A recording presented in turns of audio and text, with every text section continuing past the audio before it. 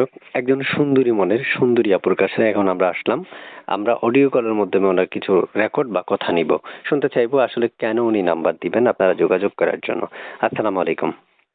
ওয়ালাইকুম আসসালাম। আসসালামু আলাইকুম ভাইয়া। ওয়ালাইকুম আসসালাম। আপু, কি নাম আপনার? আমার নাম ভাইয়া শিলা আক্তার। শিলা আক্তার আপুর বয়স কত? আমার বয়স 18। কেন আসছেন এই ভিডিওর সামনে? আসছি ভাইয়া একটা ভালো মনের মানুষ পাওয়ার জন্য।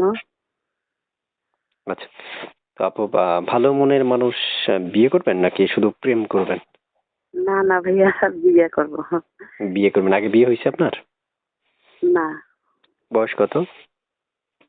বয়স বললাম না, 18 না হলে 19। 18 হবে আর কি, 18-19 চলতেছে আচ্ছা আর কি। আচ্ছা। পরিবারে কে কে আছে? পরিবারে ভাইয়া আমার শুধু আম্মু আছে, আমি আছি, আর কেউ নাই। বাবা নাই, বাবা মারা গেছে। আচ্ছা। কেউ যে দর্শক, শুনতে পেরেছেন আমি যার সাথে কথা বললাম তার এক এক করে কিছু পরিচয় আপনাদের মাঝে উপস্থাপন করলাম। আপনারা অবশ্যই ধৈর্য সহকারে পুরো কথা শুনবেন এবং আমার চ্যানেলটা সাবস্ক্রাইব করে রাখবেন যাতে ভিডিও ছাড়ার সাথে সাথে আপনার কাছে নোটিফিকেশন চলে যায়। আর এতে আপনি প্রথমেই নাম্বারটা নিয়ে এই প্রিয়তমা বলেন বা জীবন সঙ্গী বলেন, এদেরকে যাতে ফোন দিতে পারেন। তো আপু, শুনতে চাচ্ছি যে আপনার মানে মনের মানুষটা কেমন বয়সী দরকার, মানে জীবন সঙ্গীটা? ভাইয়া মোটামুটি মানে ভালো হইলে সাথে, ঠিক আছে, ভালো ছেলে হলেই যেন ভালো চলবে। হয় এরকম আর কি। আচ্ছা, তো প্রিয় দর্শকদের উদ্দেশ্যে শুনতে চাই আপনার পত্র পরিচয়ের পাশাপাশি আমি শুনতে চাচ্ছি যে আপনার কেউ যদি অপেক্ষা করতে বলে আপনাকে করবেন কিনা? হ্যাঁ, অবশ্যই করব। আচ্ছা, তো আপনার বাসায় মানে বাসা কোথায়, ঠিকানাটা কোথায় আপনার? আমার সীতাকুণ্ড। সীতাগঞ্জ? সীতাকুণ্ড। ও আচ্ছা আচ্ছা, এটা কি চট্টগ্রাম?